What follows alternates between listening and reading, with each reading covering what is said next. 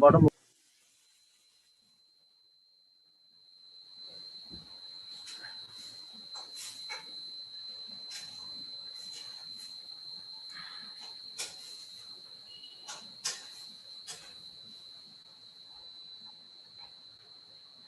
একটা কোশ্চেন ভাই কোথা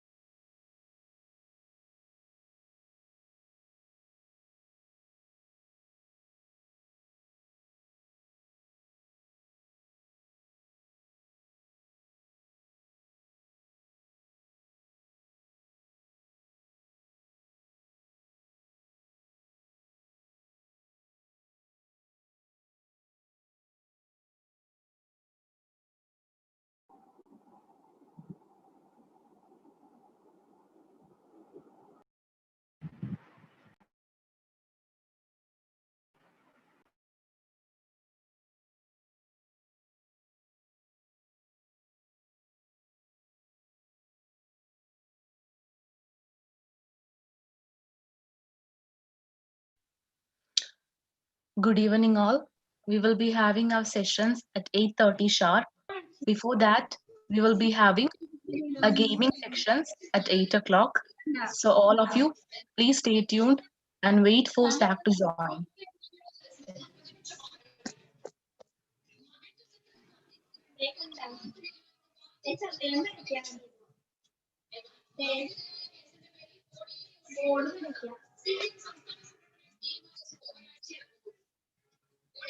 Ashwati Ramachandran, can you please mute your mic?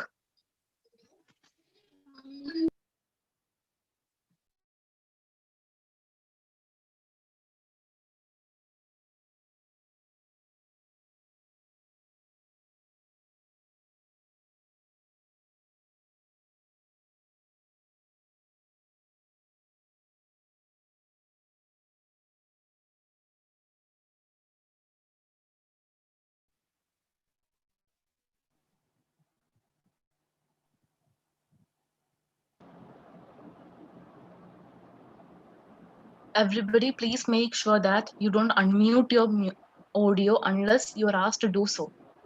Everybody, please ensure that your mic is mute until you are asked to do so.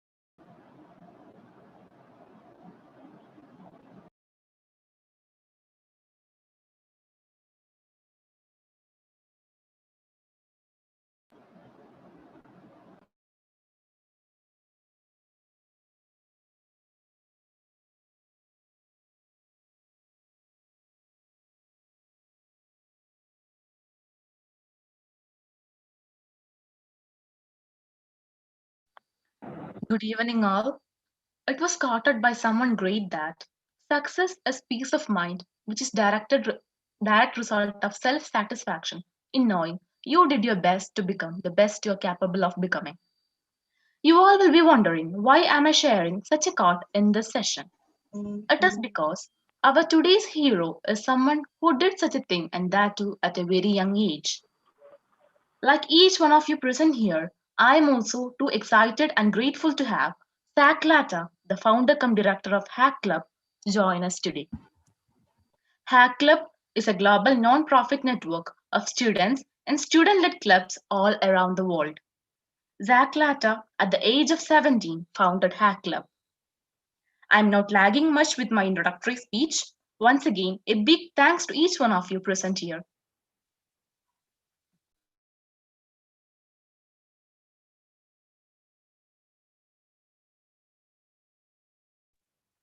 Let us begin our sessions. At first, we will be having a gaming section hosted in Kahoot. The time allotted for the game is from 8:05 p.m. to 8:20 p.m. So, all the best, guys. Let us move forward with it. I invite Abhijit to read out the general instructions of the game. Welcome, Abhijit. Hello നമ്മുടെ gaming section പറഞ്ഞ quiz ആണ്. Quiz കളിക്കുന്നത് കഹൂട്ടിലാണ്. കഹൂട്ടിന്റെ link chat ബോക്സിൽ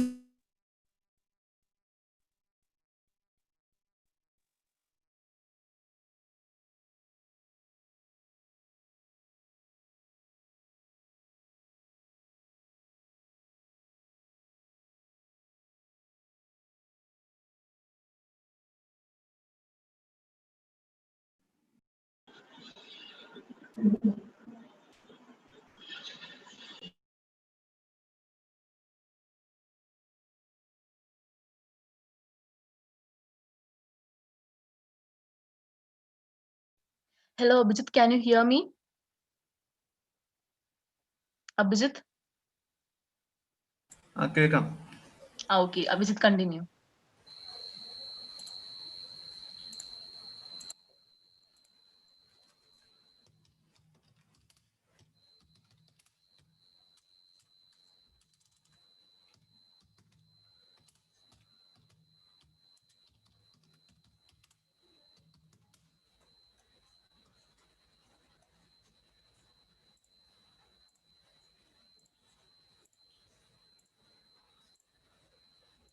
Everybody, please be patient enough to hear from Abhijit. We will be having an extremely interesting game sections now. So all of you be ready to participate in it. Screen ചെയ്യാൻ വേണ്ടി option ഉണ്ടാ, permission കിട്ടുന്നില്ല.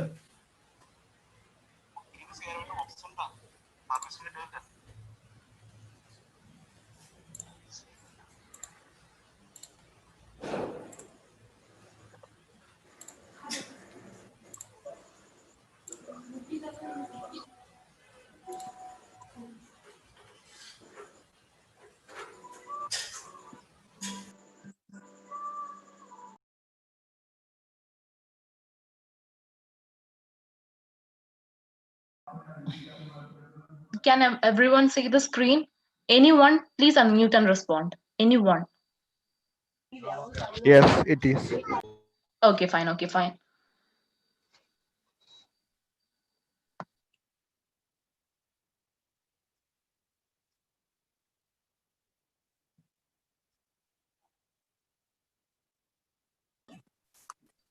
Everybody, please log in into Kahoot in your computer or in your mobile phone. Kahoot.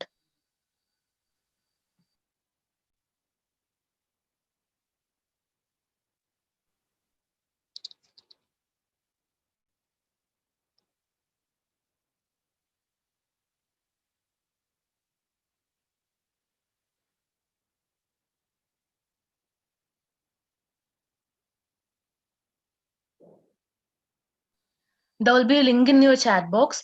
Everybody, please log in from that link.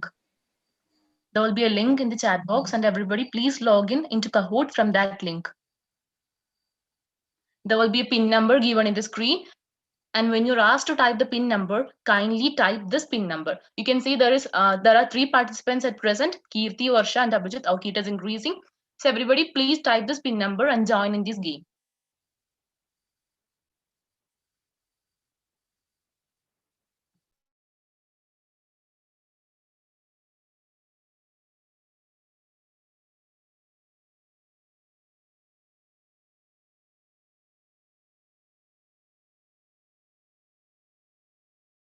Those who can't log in, try again once more and kindly enter this PIN number. Only then you will be directed into this game. There is a PIN number displayed in the screen that is 9876346. Only if you enter this PIN number, you will be logging into this game.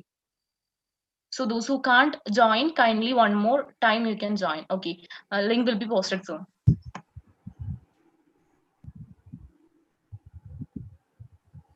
PIN number is 9876346. Game PIN is 9876346. Okay, we are having at present 18 participants. Okay, it is increasing 19 now. Everybody please join.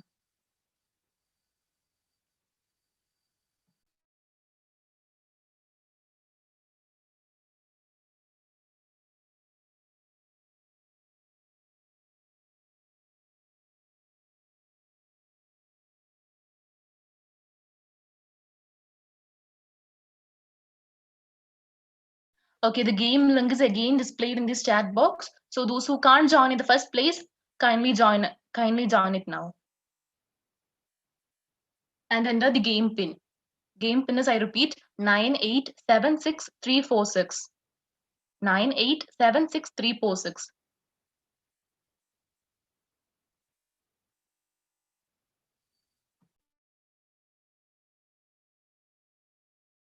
Make it fast, guys. Those who are ready to participate, make it fast and join fast.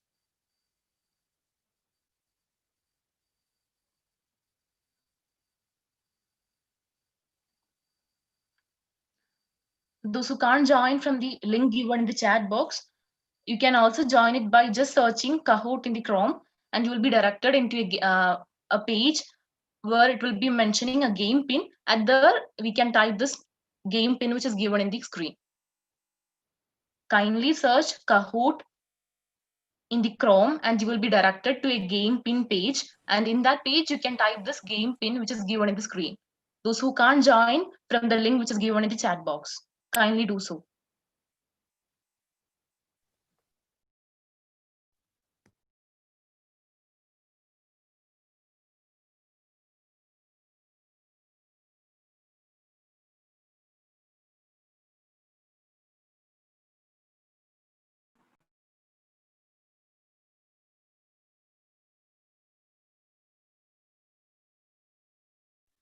Okay, before everyone join, I'll be giving a short instructions of how to play this game. There will be questions once when everybody is joined. There will be questions given in this screen, and once when question is given, you can also have that question in your mobile phone or PC. Then you must mark the correct answer, and four options also will be given. So from the four options given, all you have to mark is the correct answer, which is displayed in your mobile phone.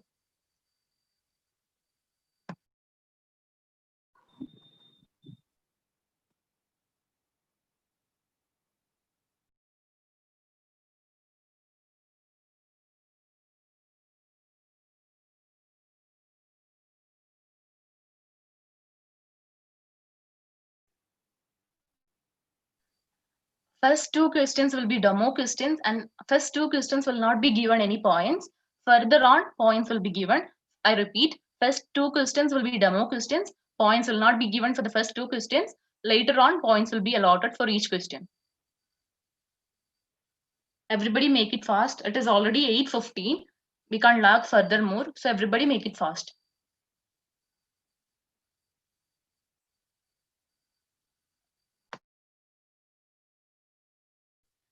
There will be a total of 17 questions plus two demo questions at the beginning.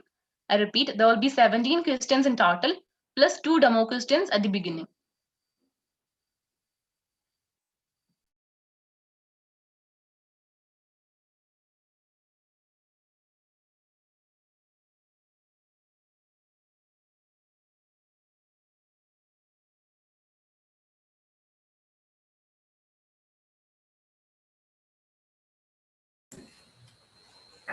Game start ചെയ്യാമോ? Okay, game will be starting soon. I will be reading out the questions and also the options, and corresponding there will be corresponding shapes which is given in the options. So all you have to do is click in the shape. I'll be reading out the questions and also options. All you have to do is mark the correct option. We are starting it. Okay, the first question is PUBG Mobile will now be hosted on which of the following? First question is, I repeat, PUBG Mobile will now be hosted on which of the following? Amazon Web Series, option A, IBM Azure Cloud Platform, Google Cloud Platform. You're having 4 more seconds. Make it fast. Okay, you can see the answers which is given, and the correct answer is option C. Correct answer is option C, which is marked in yellow. So I hope all of you are having a are having a basic idea of how to do this game. And this first question is a demo question, so it will not be having any points. Second question: when is the International Internet Day celebrated globally? First option: October 28th, October 31st, October 29th, and November 3. You are only having 12 seconds remaining, make it fast. When is the International Internet Day celebrated globally? October 28th, first option. Second option, October 31. Yellow, October 29. Green, November 3. Okay, the correct answer is October 29. Okay, the demo section is now over, and now we'll be moving into the perfect gaming. So first question for you will be coming soon. First question: MGP extension refers usually to what kind of life? MGP extension refers usually to what kind of life? Option A, pink Word Perfect document file, blue Office document, yellow animation or movie file, green image file.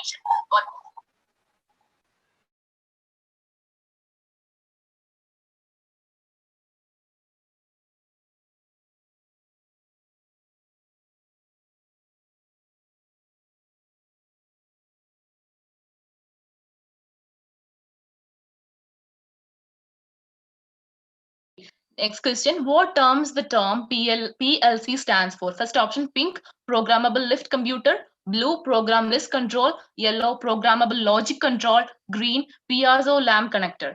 I repeat options: A, pink programmable lift computer, B, program list control, logic control, and lamp connector.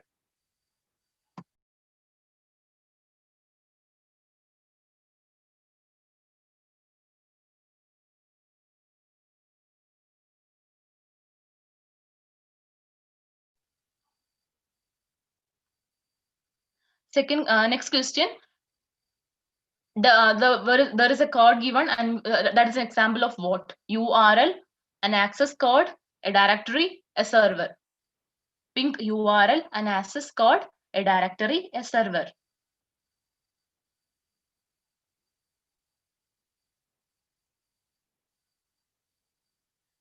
Okay, Adil is scoring points again.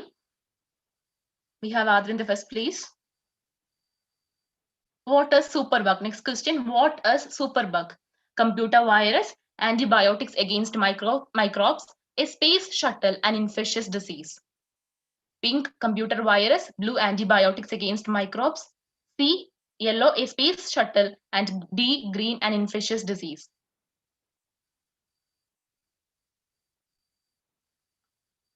Okay, the correct answer is B blue antibiotics against microbes. Okay, now we have Jasu on the first place, Adil second.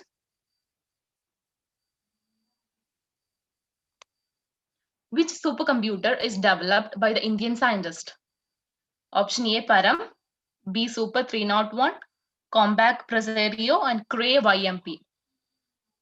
Param, Super 301, Compact Presario, and Cray YMP. Everybody, please mark an answer. Okay, the correct answer is Param, option A. Okay, Adil again back on first position.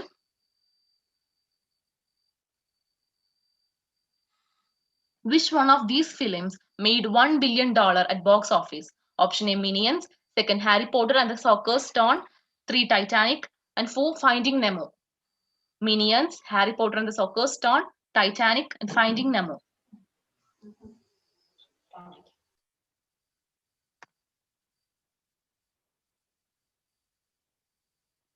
Okay, the correct answer is option A Minion. Only one person has answered correct.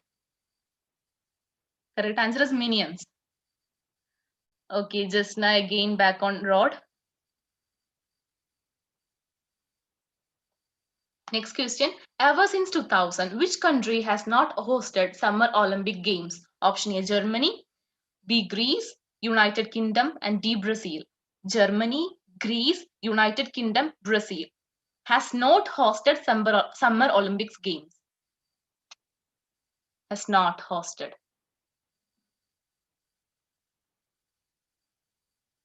Okay, the correct answer is option A, Germany.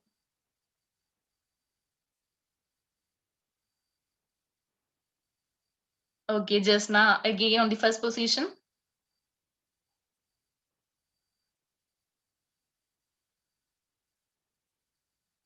The Indian Army has developed which one of the following samples messaging application in October 2020? Quick messaging system, secured communication for internet, secure application for internet, messaging with enhanced security. Quick messaging system, secured communication for internet, secure application for internet, messaging with enhanced security. Okay, the correct answer is option C. Abhijit, please wait. Abhijit, please wait. Okay, let me say that don't draw in the screen. There can be seen unnecessary drawings on the screen. Please ensure that you don't do such things in the screen. Okay, Abhijit, continue. Next question. Who built the world's first binary digit computer? ZE1. Conrad Zose, Ken Thompson, Alan Turing, and George Boole. Who built the world's first binary digit computer? Again, I repeat, please don't draw on the screen. Okay, the correct answer is option 1. Please don't draw unnecessary drawings in the screen.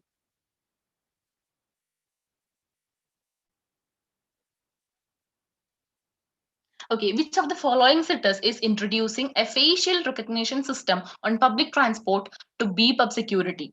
Option A, Paris, Dubai, Tokyo, and Seoul.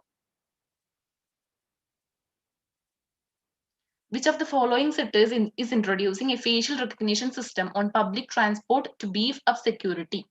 Option A, Paris, Dubai, Tokyo. Okay, correct option is option B, Dubai.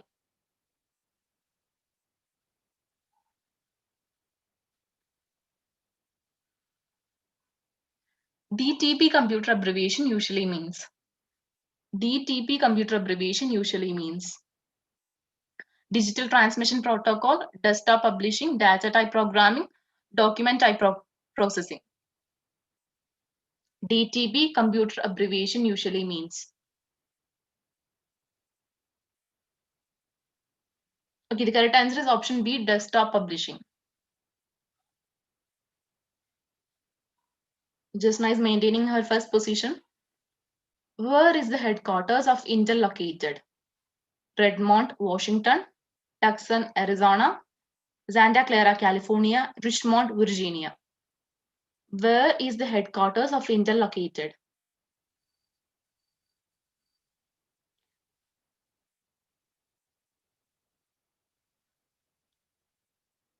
Okay, the correct answer is option C, Santa Clara, California.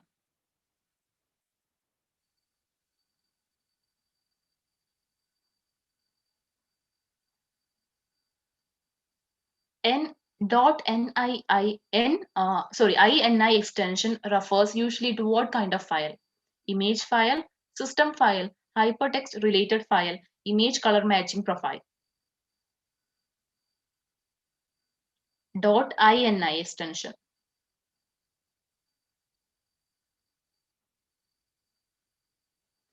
Correct answer is option B, system file.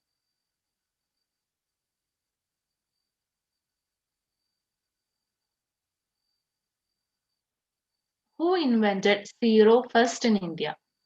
Option A, Aryabhatta, B, Mayans, C, Ramanujan, and D, Brahmagupta. Who invented zero first in India? Aryabhatta, Bhatta, Mayans, Ramanujan, and Brahmagupta.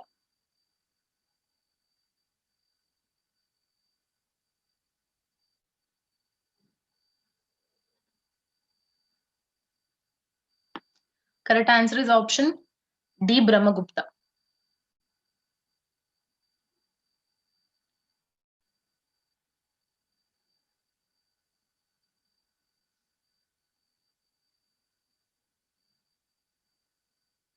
How many weekdays in a week? How many weekdays in a week? 4, 2, 5, 7. 4, 2, 5, 7.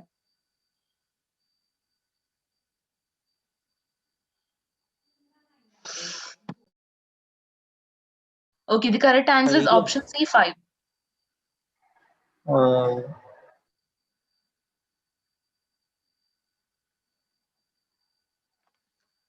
Okay, we have Jasna at the first position. Second position, what is his username? I can't uh, identify who it is. Third position, we are having Anju. First position, Jasna. Second position, I don't know what his name is. And third position, Anju.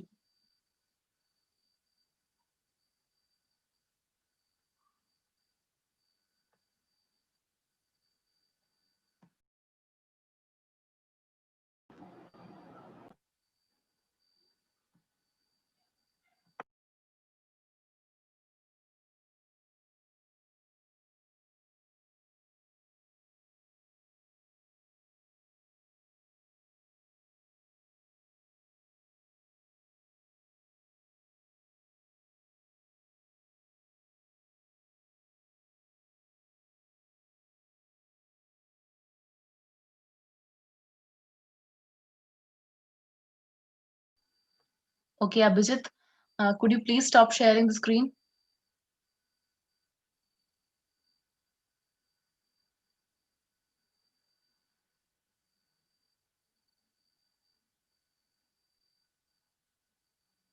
Abhijit, can you hear me? Could you please stop sharing the screen?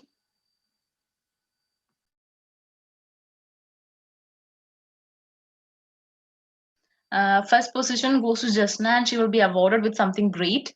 We'll be announcing what it will be later on. Guys, please make sure that you don't draw anything in the screen because this is really something bad. Please refrain yourself from drawing something on the screen. Guys, please refrain yourself from drawing anything on the screen.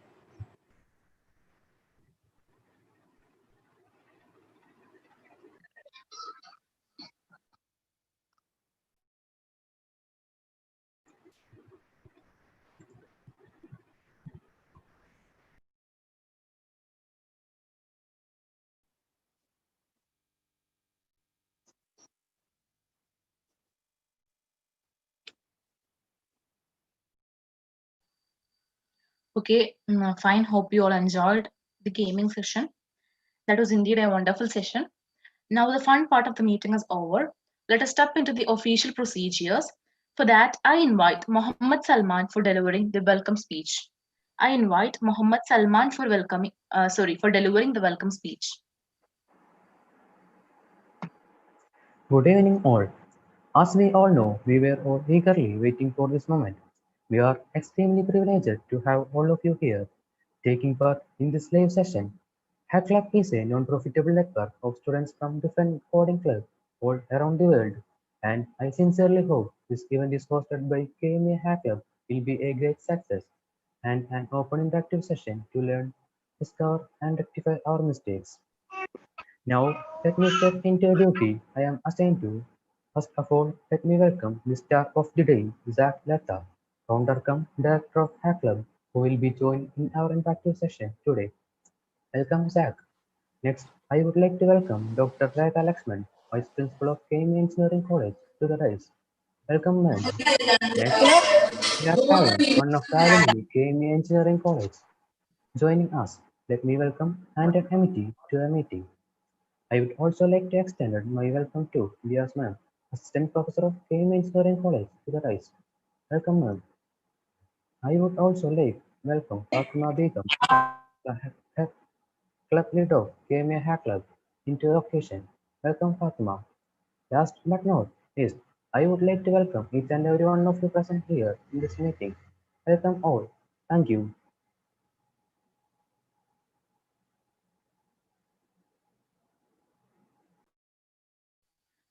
Thank you, Salman. As you all already know that this event is hosted by KMEA Hack Club. And let me invite Dr. Rega Lakshman, Vice Principal of KME Engineering College, for the presidential address.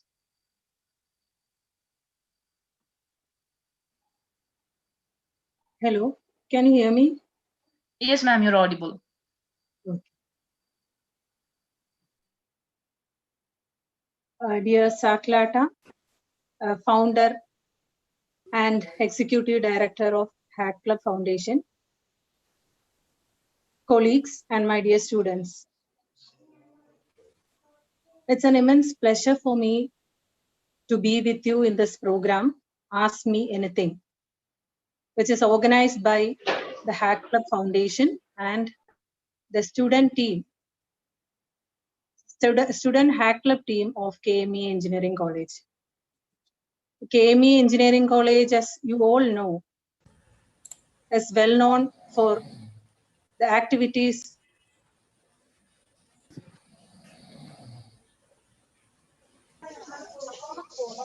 and I am proud to say that our students are always there for all such activities. Our alumni are also there with us. And I'm happy to see the initiative of the Student Hack Club team to improve the technical talents of students, to improve their coding skills. When Fatima, the coordinator of Hack Club team, initially mentioned me about the formation of Hack Club team in KMA, I told her to include me also in the group, just to note whether you are going in the right direction.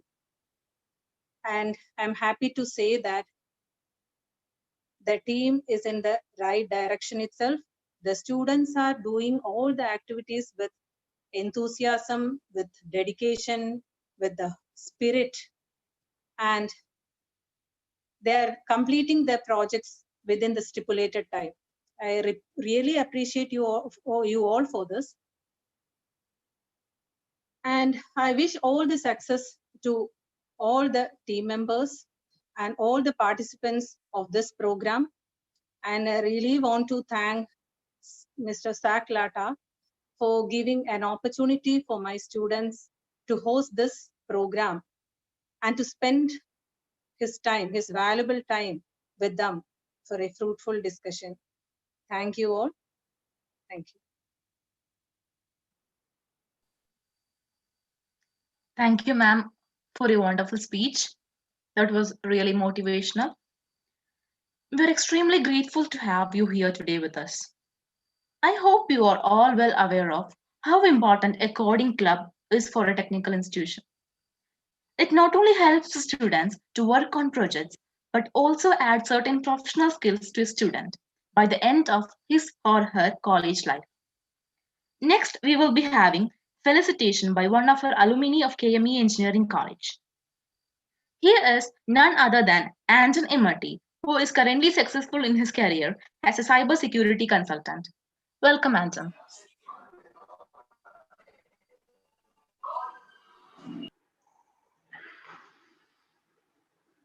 Am I audible? Yes, Anton, yes, you're audible. Yeah. Hi all. Good evening. Good morning. Like you guys can take based on your time zones. First of all, I'm so happy to be part of this one of the most sought out programs in the world. I would say the Hack Club AMA meeting.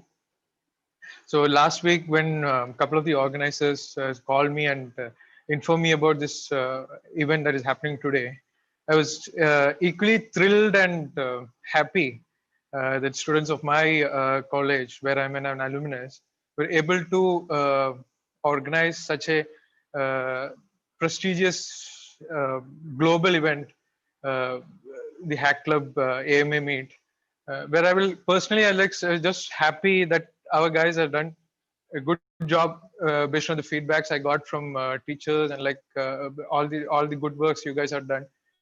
Based on that, like this organization capability has given to us. So I'd say like you guys are doing a brilliant job. And about SAC, like I was reading about SAC, like uh, is just a genius. Like he disassembled a computer at the age of 6. I was even thinking that like I thought about such an idea at the age of 18 only. Then I did it only at 20 or 21. So you did it in 6. So like that tells you like you are such a genius person who done lot of good things to the nurturing engineers and students over the world. So you're doing a great job. In your words, I would say like the world around us is built by people like us. So together we can grow. We can improve the world, the current version of the world, what we are seeing, into a better version. Thanks, Slack, giving us the opportunity to our students. Um, yeah, I wish a great success to the entire Hack Club globally and to the Hack Club of KMU Engineering College. Thank you all. Well, Anton, thank you so much for the warm welcome. And Fatima, thank you so much for inviting me and putting this together. I so enjoyed meeting each other when I was in Kerala in February. And now to be, on this video call with all of you right now is just amazing. So I'm so happy to give my time. I'm sorry I'm a few minutes late. And I'm really excited to be talking with all of you. I'm calling in from Vermont here in the United States.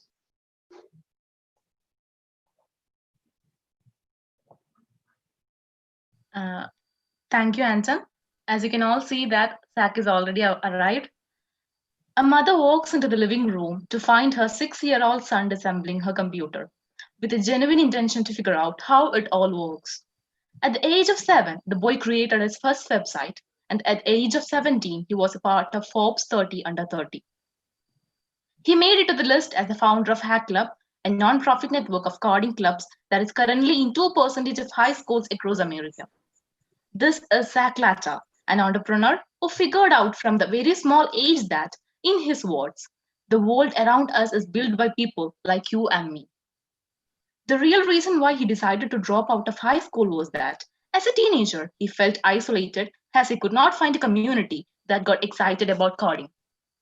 He defines a hacker as someone who learns through building things, who sees the world and finds opportunities. For him, hacking is the closest thing to a superpower. In hopes of finding a community of hackers, he was fortunate enough to move to Silicon Valley. He soon realized two factors. Almost no high school offered hack clubs, and the most people cannot move hundreds of miles to find a community that they feel part of. So he decided to bring up the community to high school students by founding Hack Club.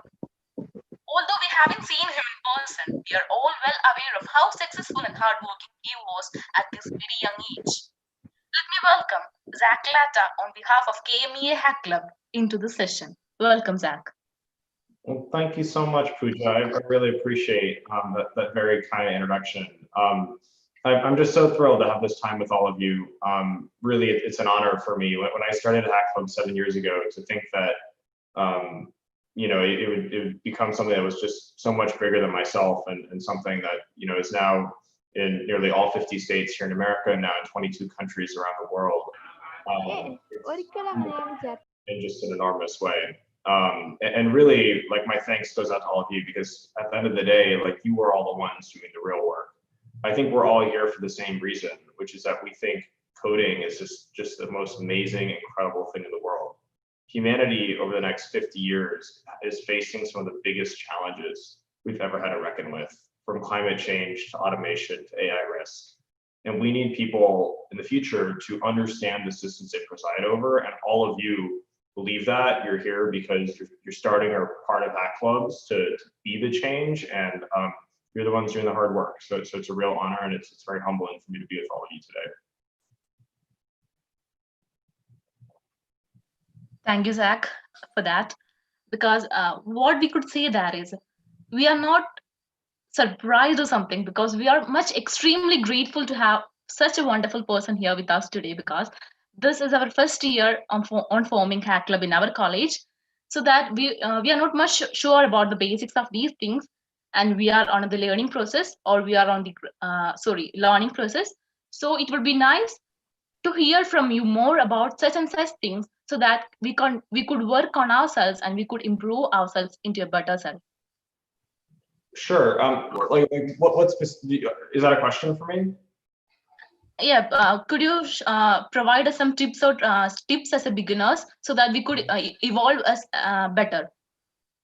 Okay, yeah, for sure. So the question is like, how do I recommend kind of thinking about building up your coding skills as a beginner? Pardon, Zach, I couldn't hear you properly. Oh, I was asking it. So is the question how to build up, like how I would recommend building up your coding skills as a beginner? Not rather like a question. It is just like a piece of advice. Oh, absolutely.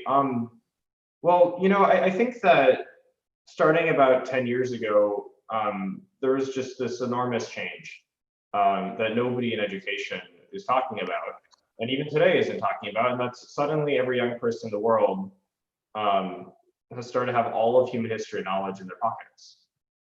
And I think so much of, I think what schools are built to do is to solve access problems. How do you just simply get the knowledge that you want someone to learn in front of them? You have to build curriculums, you have to hire teachers, you have to build standards, you have to make sure that there's some basic level of quality in the distribution of information. And I think the thing that started changing 10 years ago was now that I think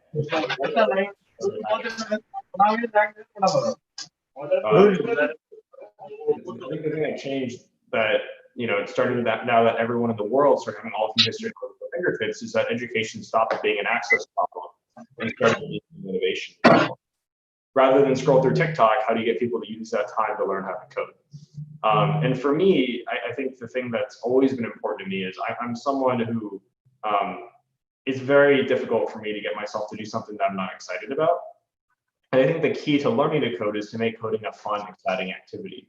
If you're someone getting started on your coding journey, I think the question is, how do you make writing code more fun than watching Netflix? How do you make writing code more engaging than scrolling through TikTok? How do you make it have better feedback loops than playing video games? And I think the answer is actually you just build projects that are meaningful to you, whether that's building a personal website for yourself and buying a domain and putting it online for the world to see, whether it's, building a basic web application, whether it's building an app for your phone. Even if you just don't know how to get started, there's so many YouTube tutorials out there and so many resources on the internet.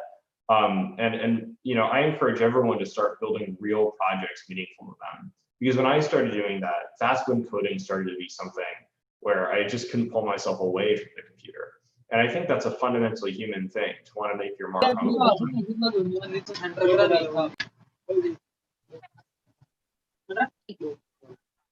Hello, excuse me. Sorry for the interruption. Zach, you can continue. Oh, no worries at all. Okay, you're already finished. That's my Okay. that is my high level view, and I think what successful hack clubs do when they do work is they create an environment for people to do just that. Where, coding is so scary. It's like there's all these like new words you have to learn, there's all these new tools you have to learn, all these concepts. It's like a lot. And I think being in an environment where you are around friends, you're around people that are welcoming you, you're around people who you can ask for help from, you're around people who are all there because they really want to genuinely help you make meaningful things. Like, there's nothing better in the world than that. And I hope that's the experience all of you are having in your hack club too. So that's kind of my high level view on that. Exactly, I agree with you on that point. So can we now start the interactive section? We'll be assigning people to ask questions to you, and you can answer them back. So can we begin that, or do you want to add extra into your, or do you want to add extra anything? No, let's go for it. I can kind of go off on tangents as we see fit. Oh, okay, fine. So we'll be starting the interactive session soon. Great. Okay. So anyone from this group who would wish to ask questions to Zach Latta can raise your hand, and I will be calling out names randomly so that you can use your opportunity to ask the questions. Please raise your hand and I'll be providing you with opportunities, or I'll be calling out your names so you can ask your questions when time is allotted.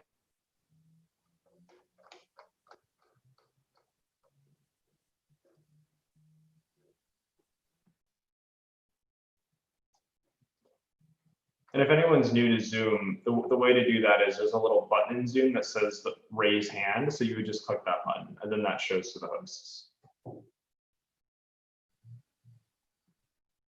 I can't see any hands yet.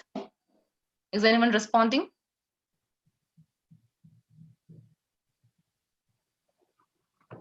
Make it fast, guys. There is no time for lagging.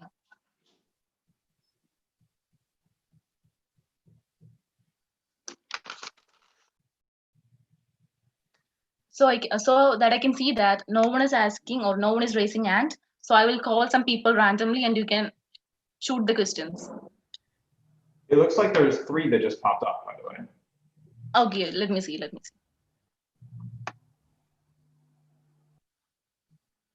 Okay, first let us have Rizwana EA to use her opportunity to have an interactive session with Zach. Rizwana, can you hear me? You can unmute your audio and you can ask a question to Zach. Okay. Hi. What big life changes have you recently experienced? Well, first, hi, Rizwana. It's really nice to meet you. Where are you calling in from? Hello? Yeah, can you hear me? Can you please repeat it? Oh, I was asking, where are you calling in from? I'm from Ernakulam. She's from India. She's same college as. Amazing. Well, so the question is, what are some big life experiences, like life changes that I've experienced recently? Yeah. And I think for everybody, I think that COVID really made things crazy. I don't know a lot about the specific situation in India, but I've heard that that there's been like really large outbreaks. And here in America, we have one of the worst COVID crises in the entire world. And even today, I mean, today in America, there are more COVID cases than any previous time since the pandemic began. So for me, it meant that the world that I had built for myself, I was living in San Francisco before the pandemic hit. I had a strong social group. We had an office in San Francisco. Suddenly, all of that fell apart because it just doesn't make sense. Like cities stop functioning when there's a global pandemic happening. So the first thing that I did was, as soon as it became clear that COVID was going to become a global crisis, I booked a ticket and I flew to the other side of the country. And we got everybody on the Hack Club staff team, everybody at HQ, to drive together. And we all got together in a house in quarantine and started getting to work. We knew that Hack Club would be different. Suddenly clubs could no longer meet in person. And we knew that somehow we had to shift the experience to be a more online centric experience. So, and at the same time, we also didn't want to be one of the 1,000 organizations that was just trying to do the same thing they were doing in person, but in Zoom meetings instead. Because the reality is what works best in person is going to be different than what works best inside of like an online context. So the question we asked ourselves is, what can we only do online? And what we did was we did 3 things. The first is that we tried to make the Hack Club Slack better. Since March, the Hack Club Slack grew 700% in activity. There are way more people active every single day. There's 1,000 people on the Slack every single week now, which isn't every Hack Clubber, but it's a lot more than it used to be. The second thing we did was we started running online events, things just like this, like AMAs. Our first guest was a founder of GitHub. I think our third or fourth guest was Elon Musk. Yesterday, we had another AMA with Gwen Shotwell. She is a COO of SpaceX. She is putting 4 astronauts in space tomorrow. And she came on to talk with Hack Clubbers on the Slack. And we've had some kind of really other people I really look up to too. And then the third thing we did was we started running events for people in the Slack. We started creating online challenges. We did the Summer of Making. I don't know if any of you saw that, summer.hackclub.com. But for me, what this turned into was I ended up moving my personal home from San Francisco to Vermont, which is where I am now. You can, we're setting up an office right now. We don't have all of our furniture yet, it's pretty barren. I just got the Wi-Fi set up the other day. We're in the small town center. You probably can't see it, bro. That's a coffee shop across the street. So a big part of this for me has been kind of relocating my entire life. And the reason why we chose Vermont was because Vermont has the least COVID in America right now. Does that answer your question?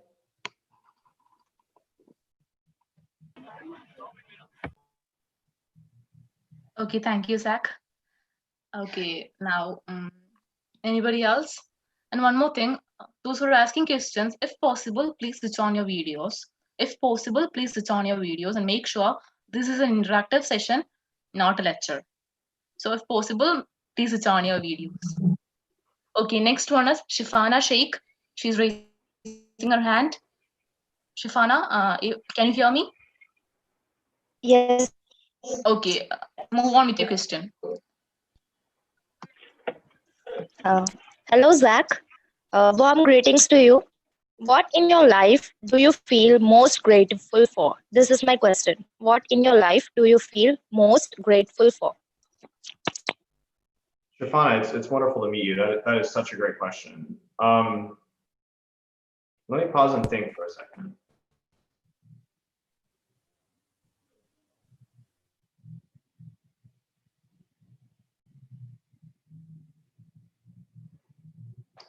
I think my answer is two things. The first is I think I'm most grateful for my parents. But both my parents are social workers. My mom works in foster care. My dad in homelessness, both in the Los Angeles area. And growing up, I think that, you know, I really couldn't have asked for better parents to raise me. Part of it was, it felt like they approached every interaction with me as a kid, even when I had messed up, with love and care, and really made it feel like I could go to them if I had like questions or if I wanted to talk about something difficult. But secondly, I think they really established a dialogue, which is, you know, to be born as a human and to be a real person in the real world, you not only have a responsibility to yourself, but you have a responsibility to others around you. And the question you should end every day with is, how do you always make sure that you're giving more than you're giving? And I think that was very formative for me. I think the second thing I'm most grateful for is the internet. I think that, you know, it's hard to picture a world for me. I don't know a world without the internet. I was born after the internet was made and after it was mainstream. And to not, I felt very, when I was growing up, I felt very constrained about my physical environment. I didn't have friends that shared my interests. I went to schools that didn't, you know, do things for STEM or for science. I wasn't into sports. I felt like I had to play baseball. I really felt like a misfit in a lot of ways. The local library didn't have the books I wanted to read. And I think the internet was very freeing to me. I think the internet is this incredible thing where suddenly it doesn't matter where you're from. It doesn't matter what you look like. It doesn't matter what your name is. It doesn't matter what your religion is. It doesn't matter who your parents are or how much money they make or like what zip code or country you're born in. Like, you're a real human being who has real value. You can like learn on the internet. You can get access to the same information the smartest people in the world can get. And for me as a teenager growing up, I spent almost all of my time in online communities. You know, I played lots of video games. I found like IRC chat rooms. I found Facebook groups where I could spend all my time in. And it felt like without the internet, I think I just would have been like completely, utterly alone, both physically and I think like philosophically too. But because of the internet, it felt like I was able to find my tribe, and even if they weren't in person with me, they were on the internet, and I could talk with them, and it doesn't matter like where they're from. And I've kept in touch with a lot of them too. So I think that would be my answer to what are you most grateful for. Okay, thank you for your response. May you continue to inspire our future. Thank you. That's very kind of you to say. Thank you, Zach. Next, we are having so many hands. I call upon Ansari for having the chance to next to ask the question. Ansari. Hello, am I audible? Yes, you are audible. You can speak now. Yep. Once again, thank you for giving me a students club, conducting such a hack club, and thank you, Zach, for participating in this one. I'm using this opportunity to thank you. And my question is, I'm from, by the way, I'm from Qatar. I'm part of Qatar alumni, same college. My question is, what is the future of this community, and which is your favorite forum? Have you have been working for this kind of clubs? I think many years. So, which is your favorite forum apart from this KME Engineering College? I would like to know this one. Thank you. Yeah, absolutely. Well, first, and sorry, it's wonderful to meet you. I'm really happy to be talking with you. Um, so the questions are, what are the future of the Hack Club community? And then what are the forums that I like being in the most outside of Hack Club? Yes. So, I started Hack Club 7 years ago to create the community that I so desperately wish I had when I was a student. I didn't know anyone that shared my interests. And I would go online, I'd find communities of other coders, but I didn't know anyone. And that was a very sad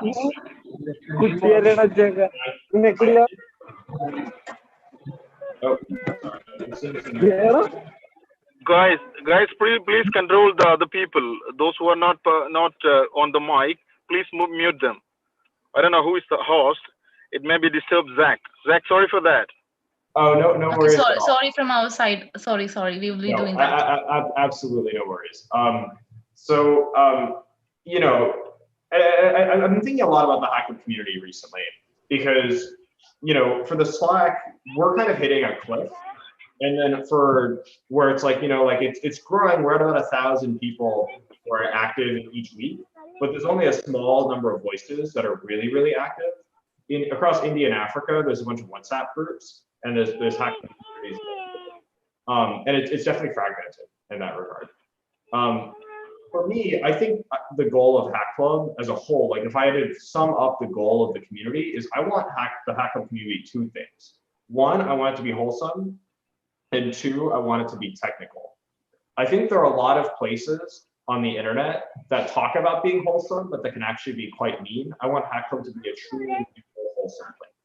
And my reasoning for why is I think that increasingly as the internet becomes more common, an integrated part of the experience of people who are growing up, it's increasingly easy to find places on the internet that are outrageous. Or they're interesting because they can be kind of mean, and sometimes it's fun to watch people who are being mean with each other.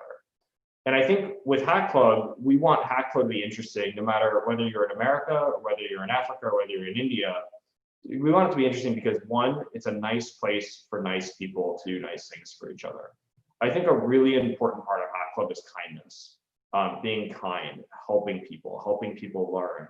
Everyone fails, like accepting failure, like working together. And the second thing is technical, because I really, you can't just be nice. You have to have some kind of substance for people to latch onto and push themselves forward with. And I really mean it when I say, like, I think coding is the closest thing we have today to a superpower. I think it is the most interesting thing anyone can learn. Learning code changed my life. I think it can change everyone's lives. And I think it's the thing that is indisputably the most important thing for everyone to learn in the future. Even if everyone doesn't become an engineer, just to understand how systems are put together is just a skill that everyone needs. And I want the Hack Club community to be both of those. Now, what does that actually mean for the next year? I think that the future of Hack Club as a community is sub-communities. And what I mean by that is if you join the Hack Club Slack, what you'll see is there's about 1,000 channels. There's probably 50 that are pretty active. And across those, each channel has different types and different groups of people that hang out in different ones. If you go into the Linux channel, you're going to see one group of people. If you go into the LGBTQ channel, you're going to see another group of people. If you go to the code channel, you're going to see another group of people. And I think that's okay. And I think that's good. And I think that we need more sub-communities, and we need the sub-communities that exist to be developed deeper. And right now, most of the sub-communities exist in America. I think we need to help build out sub-communities across India and across Africa too. As part of this right now at Hack Club HQ, we're hiring someone full-time to be in charge of community. They can be anywhere in the world. I'll actually share the job description in the chat in case anyone is looking for a job. I would definitely prefer to hire a Hack Clubber than someone who would be learning about Hack Club for the first time. But that's kind of what is the future of Hack Club. I think the future of Hack Club's community is sub-communities. I think it's strong community leadership. I think it's a full-time community hire. And I think it's more kind of regional investment, if that makes sense. And again, like the theme across all that is it needs to be wholesome and it needs to be technical. Those are the two things we're going for. There's lots of places that can help with career growth. There's lots of places that can be interesting for different reasons. We want Hack Club to be interesting because it's a nice place for nice people to do nice things for each other. And because it's a place where you're like, it's just the best place to learn how to code. So I hope that answers your question. Separately, to answer your second question, which is like, where do I personally spend time? Honestly, most of my social time is spent with Hack Club staff talking about big ideas. Because at Hack Club, we at HQ, but also all of you here in this call, like we are all trying to do something that nobody in the world has ever done before. And that is build a community that gets higher quality as it grows, rather than gets lower quality as it grows. And there's going to be a lot of speed bumps along the way, but that is a very difficult, very challenging thing to do. If I had to answer your question very specifically though, I will actually very quickly share my screen. There's kind of three forums that I enjoy spending my time in outside of Hack Club. Can y'all see my screen? Yes, I can see you. Yes. Great. So one is I read Hacker News a lot. I think it's not as high quality as it used to be, but I do check this almost every day. And sometimes I participate in the discussions, but not very often. The second thing I really like is there's a website called Less Wrong. This is an entire website dedicated to the question of how do you become better at thinking. I really like the idea, like how do you do less wrong over time? And there's a whole kind of sub-community of sub-communities across here. There's puzzles that people do, but more importantly, I think people have interesting philosophical conversations in the Less Wrong community. And then the third thing I do is Facebook. On Facebook, I message a lot of friends of mine. We have long conversations on Facebook. One thing I started doing when I was a teenager was if I thought someone was interesting, I would just add them on Facebook, even if I didn't know them personally. And I would message them and we would have a conversation. And this has turned into, I don't use Facebook super often, but this makes kind of learning a lot. So I hope that answers your question.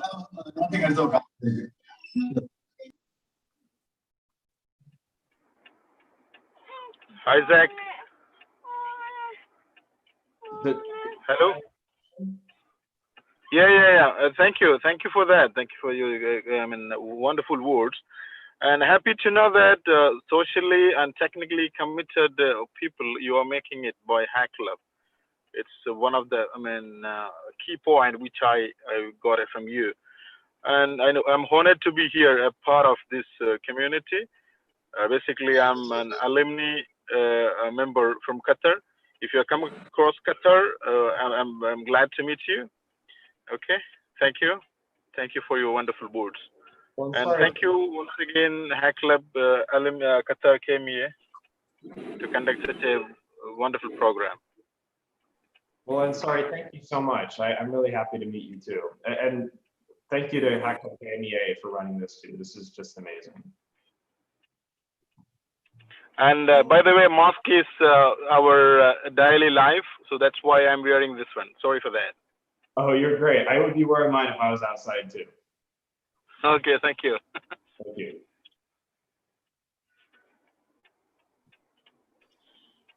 Thank you, Ansari. Next, let me invite Saksham Singh for using his opportunity to speak to Zach. Saksham, am can I you hear audible? me? Yes, Saksham, you can. You are. So, hello, hi Zach. It's Saksham from Hack Club CGC, and I have a question like, how did you scaled up your Hack Club? Like, what was your plan? Like from initially from a single place, how did you got into whole world? Like, how did you scale up your, and what difficulties you faced in it? 100%. Yeah. Or yeah, sorry, go for it. Oh, sorry, I thought I heard additional noise. Well, Saksham, it's wonderful to meet you. Thank you for your question. Thank you for running a hack club. I know how hard it is to run a successful hack club, and thank you for doing that. It is really a service to your community, and I know you're making a difference in the people's lives that you are touching. So the question is, how did hack club scale? You know, hack club started at one high school, which is my high school. And how is hack club now something that's in a lot more schools than that? Right now, depending on how you count, there's hack clubs in between 300 and 500 schools around the world meeting every week. Like this is a real global community. There's 10,000 people in hack club every year right now. And to actually, so, you know, when I started hack club, I spent about a year just asking the question, how do we get hack club started? How do we get hack club started? How do we get hack club started? And I was thinking about things like, God, I don't even know how to run a successful hack club. I tried to start one in my school and it was only okay. It wasn't very good. And like, how do I meet people? High schoolers don't really talk to each other. So it's difficult to like, you know, if you get one good thing at one school, how do you get it to another school? Maybe it'd be best if I just started a hack club myself at a local school. So I went to a local high school in San Francisco and we started running meetings every week. And then, you know, it's hard to run meetings. Actually teaching people to code is this incredibly difficult thing. So it's like, oh, maybe we need to make a curriculum before we help people start clubs. But really, like after a year of that, we had the same number of hack clubs as we did a year before, which was like 10. And it was clear that all of this high level kind of big picture thinking wasn't getting us anywhere. So in January 2016, I sat down and I said, you know what I'm going to do? I'm just going to start hack clubs. On hackclub.com, I just made an application form. It asks for like 5 things. What's your name, school, tell me a little about yourself, and you could apply. I said, I'm going to interview every single applicant personally myself. I'm going to onboard every single applicant personally myself. And since I don't know how to help people start clubs, I'm just going to have weekly calls with them. Every week, I'm going to have a 30-minute call with every single hack club leader. And I'm just going to ask a question like, how can I help you run a great meeting next week? How can I help you run a great meeting next week? How can I help you run a good meeting next week? And this started with one school, but very quickly within a month, we had about 20 more hack clubs. People had applied. I was on the phone every single day with these calls. My Wednesday started at 8 in the morning with India and ended at 8:30 p.m. with San Jose in California. And just back-to-back 30-minute calls asking, how can I help you run a great next meeting? How can I help you run a great next meeting? And that worked. By the end of that semester, after those about 3 to 4 months, we had 80 hack clubs around the world. And you know, not all were great. A lot of them didn't make it to the next year, but 80 were started, 80 had real meetings going, like there was a real operation happening. And I think my takeaway from all of that is that I talk a lot about, like at Hack Club, we talk a lot about this idea of what it means to be a good hacker. Being a hacker is more than being a programmer. Being a hacker, yeah, you need to know how to code and you need to know how to do things with hardware. But to be a real hacker, you have to have values. You have to be kind, you have to be curious, you have to be someone that just doesn't just talk the talk, but actually walks the walk too. You need to execute big. And what I realized was that for that first year starting Hack Club, I was talking like a hacker, but I wasn't actually running Hack Club like a hacker would. And that was because I wasn't actually building anything. I was all in my head. I was thinking a lot about how do we make hack clubs. I wasn't actually doing it in the ground and acknowledging that the world is a messy place. It's really hard to make meaningful things. And sometimes you can't let perfect be the enemy of the good. You just need to get going. And that's been the mindset that we've had since. And the way Hack Club has grown has been one leader at a time. You know, like Saksham, you are the reason why Hack Club exists at your school. Fatima, like you are the reason Hack Club exists at your school. Like each of you who's on this call is a Hack Club leader, like you are Hack Club. And you know, my view always has been like all of you, like you know your schools better than I ever will. You know your schools better than HQ ever will. Our question is just how can we do our best to support you? And every Hack Club's gonna look different, and that's okay, you know. So does that answer your question? Yeah, Zach, it was really nice to hear all of that. Cool, Yeah. awesome. Thank you, Zach. Thank you. It's wonderful to meet you, and I'm so glad to hear that you're running a hack club at your school, and really thank you for the work you're doing. I know how incredibly hard this is. Yeah. Thank you. Thank you, Saksham. Thank you, Zach. Next, we'll be having Dr. Rekha Lakshman, Vice Principal of KME Engineering College, to ask questions. Ma'am, can you hear me?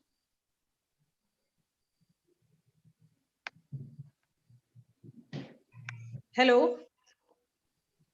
Hi. Yes, ma'am. Hello, Sax. How are you? Hello. Yep, I can hear you.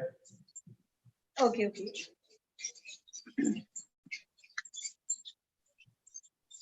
Sir, first of all, let me thank you for giving us our students such an opportunity to motivate them to host this event. Okay, thank you so much. I am Vice Principal of KME Engineering College. I just want to know, as a college authority, what all support can we provide these students to support these activities? Absolutely. Well, first, it's wonderful to meet you, and thank you for being a host for the Hack Club at your college. Being a good host is hard, I applaud the efforts that you've made so far. You know, we've been watching Hack Club KMEA from the US from afar, and there is something just unbelievably amazing that the student leaders are building at your college. So you should be proud of them. So the question is, like as a college, what can you do to support a hack club that's getting started? And really, all you need are three things. First, make sure they have an awesome space. And if they are meeting in a space that's okay right now, maybe you can make it awesome. Are there additional rooms that you can give them? Is there a nicer space, a more central gathering space? Is there enough power? Is there good internet? Like, you have to have a good venue for hack clubs to run good meetings. The second thing is helping with marketing. Joining a hack club is hard. Most people who join a hack club join because they heard about it and they thought this is something that might want to be a part of. Most people who don't join a hack club just don't know it exists, or they know it exists, but maybe they don't know the right things about it. And you, in the position you're in, are in a spot where you can help the hack club at your college become widely known, but also you can help beginners know that hack club is a place for them too. So there's marketing support you can do that goes a tremendously a long way. How can you make sure that every single student at your college knows about the hack club and is thinking the right things in the hack club? And then the third thing that you can do as a college and as a host is connection to industry. Nobody goes to high school to stay there forever. Nobody goes to college to stay there forever. And what Hack Club wants to do, I mean, I think what the best Hack Clubs do is not only do they help people learn technical skills, but they instill values and a mindset that will stay with the participants of the Hack Club for the years to come and hopefully for the rest of their lives. And an important part of being an engineer and being a maker is being able to make a livelihood to sustain yourself. I mean, with the position you're in by helping lead this college, you know the industry in your area better than almost anyone else in the world. And by working with companies locally to get tours for the Hack Club, to help the student leaders bring in speakers for the Hack Club, and to otherwise help those connections to industry. I don't know if your university already has a recruiting program, but that goes a really long way in helping people go deep in the Hack Club. So what can you do to be a great host? One, make sure that the Hack Club has just the best space in the world. Awesome internet, beautiful interior, everything that can help them build a wonderful environment. Second, marketing. Third, connection to industry in your area, because that's something that only you can do. Does that answer your question? Thank you. Thank you, ma'am. Okay. Are you speaking? Are you continuing, ma'am? Ma'am, are you continuing? Sorry, I think we got cut off. But all I want to say is thank you. I know how much work goes into being a good host for a hack club. Hack clubs are weird. They're messy. There's so much hidden work in that. And thank you for making Hack Club KMEA possible. Because without a great, host, hack clubs aren't possible. So thank you for that. Yes, it does. Okay, thank you, Zach, and thank you, ma'am. Next, we'll be having Shift 11 Pro. I don't know who it is, but can you hear me? Yeah. Shift 11 Pro. Okay. Yes. Hi, Zach. I'm Shifina, one of the KMA alumni, and I'm from Boston, USA.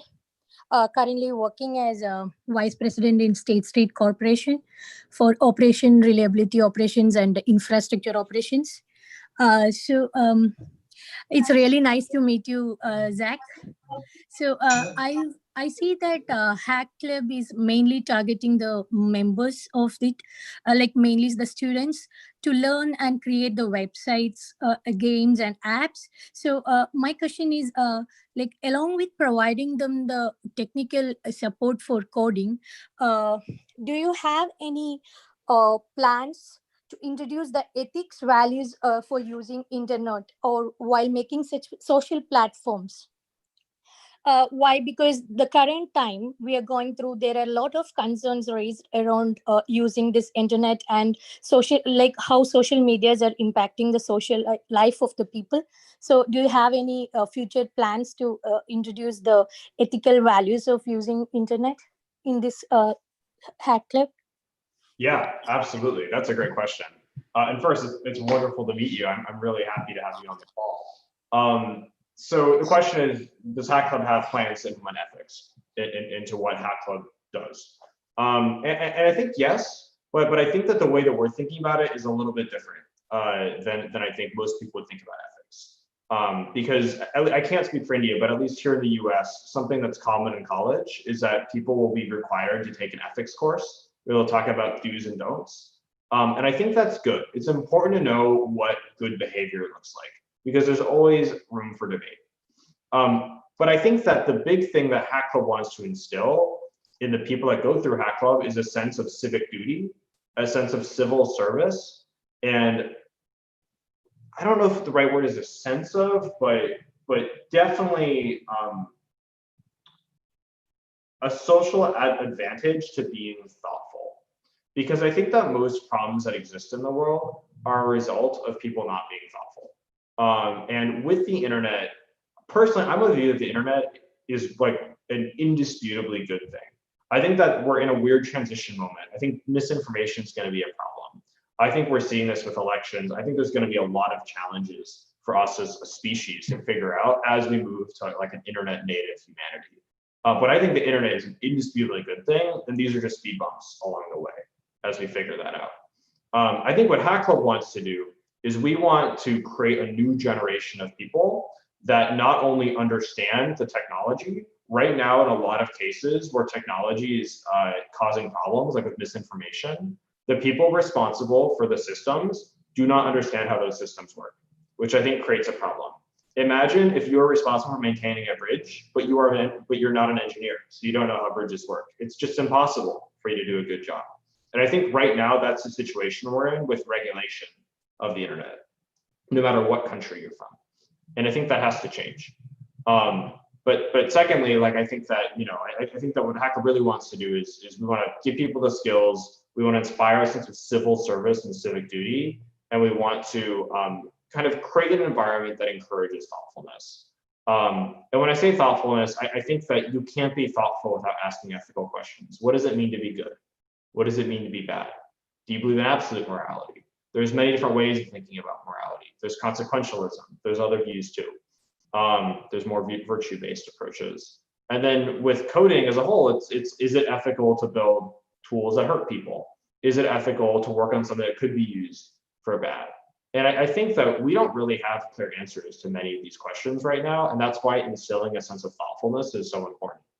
So I would say, yes, Hack Club definitely wants to do more around helping people build a sense of like an ethical foundation. And I think the right way to do that is to build a community that instills the right values. So I don't think Hack Club's ever going to have like an ethics course that students are required to go through. But I think what we do want to do is in the Hack Club Slack, in the WhatsApp groups, and kind of all the different forums where people are coming together, we want the conversations where people are getting respect and where people are being engaged to be conversations that trend toward thoughtfulness rather than away from thoughtfulness. This is why I think it's so important that the future of Hack Club as a community is one, wholesome, and two, technical, Because if you have a wholesome community, you can't be interesting by being outrageous. You have to be interesting by being thoughtful. And I think that's what we need. It's community and a society that incentivizes the kinds of behavior that we want to see. Does that answer your question? Yes, Zach. I totally agree with your thoughts on that. Thank you for that. Yeah, you And bet. No, and I wish all the KMA students a very big success in the future. well, it's Thank you. wonderful. Thank you. Thank you, Shifana, and thank you, Zach. Next, we'll be having Yash. Yash, are you there? Yeah, I'm here, Pooja. Okay. Hey, Zach. Nice to meet you. My name is Yash Devangan. I'm from Pune. So, I'm a lead at Hack Club SKN COE. So, thank you so much for the opportunity you have given to me. And I want to ask, we have recently developed an application that is attendance tracker for our faculty in our college. So they are using repetitively, and it's been 2 months they are using it. But we are currently struggling with getting support from our college. So how can we get support from them? And what kind of support are you specifically looking for from them? Like financial? We are working unofficially right now. So we wanted to make our club officially in our college. So can people join them our club? I see. So the question is, you're running the club unofficially. How do you get the college to endorse the Yeah. club and Yes. make it an official club? Yes. You got to talk with the people who run things. How big is your college? Yes, our college is around 1,000 students are there in a college, and our campus consists of 3 colleges, and each college have around 1 to 2,000 students. That's it. Who's the highest level person you talk to at your college? Like the Well, most. we have talked to our HOD only because it is a head of the department. We have talked him two and thrice, and he is like, okay, I will see to it. But he is using our application like attendance tracker that we have built recently for Microsoft Team because of online classes. Its monitoring is tough. By roll call, it's kind of tough. It's take 10 to 20 minutes to take attendance. So we have make an app for Microsoft Team, so they can use it. I see.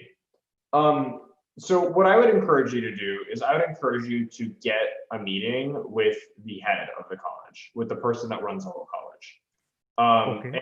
And what I've seen is that people who are in big important positions, as long as they see something as being beneficial to them, they are oftentimes happy to give your time. It doesn't matter if you're a student. It doesn't matter how old you are. It doesn't matter how much lower in the hierarchy you are than them.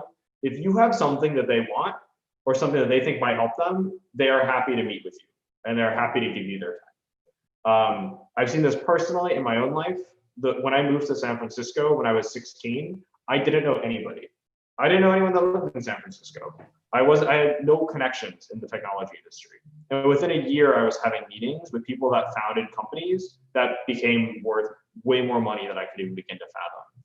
And the way I built that network wasn't through, having like a family connection or something like that.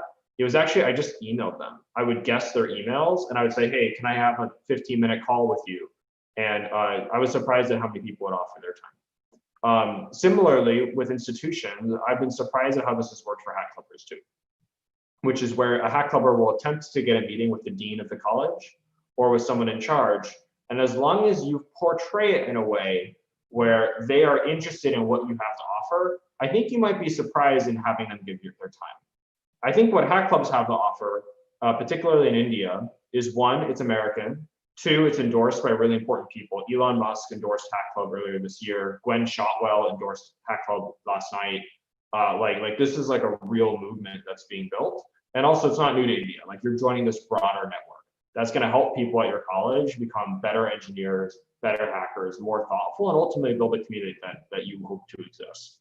And as long as you're able to communicate that, I would encourage you to reach out with that, try to get a 30-minute call with the dean of the college or the person in charge, and basically make the case that you just made to me, which is, look, we have this club. It's part of this broader thing. We really want it to be something meaningful, but to do that, we need to become an official club. This is what this would look like for you, and this is what specifically the support we need is.